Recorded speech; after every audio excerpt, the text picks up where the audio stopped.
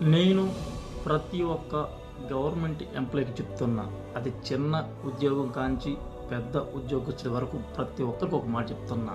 ఈ రాజకీయాల కోసంగా మీరు మీ ఇష్టం వచ్చినట్టు చేసుకుంటూ పోతే మధ్యలో ఇరుక్కుపోయేది మీరే. ఎందుకంటే ఇప్పుడు ఒక పార్టీ అధికారంలో ఉండొచ్చు. ఆ నాయకులు చెప్పినంత మీరు చేస్తారు. రేపు ఇంకొక పార్టీ అధికారంలోకి వస్తది. రేపు ఈరోజు మీరు చేసినట్టన్నీ రేపు మళ్ళా వాళ్ళు తిరగతోడతారు.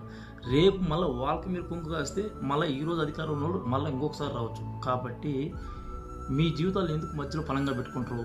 ఈ లంచాలకు పాల్మలేసి ఏదో మీ ఇష్టమైన నాయకుడికి ఏదో మీరు చేయాలని మీరు అనుకుంటుంటారు గానీ, మధ్యలో మీ జీవితాలు మీరే సంకనాకిచ్చేసుకుంటారు. నేను ఎందుకు చెప్తానంటే, ఎవరి కోసమో మీరు ఎంతో కష్టపడి ఒక మంచి పొజిషన్‌లోకి వచ్చి, మంచి గౌరవం పొందుతున్న జాబ్‌ని దేనికో దానికో ఉపయోగించేసి, మీ పరువుని మీరెందుకు తీసుకుంటారు? ఈ రాజకీయాల కోసంగా మధ్యలో మీరు బలి కాకూడదని ఒక చిన్న ఉద్దేశంతో చెప్తున్నాను.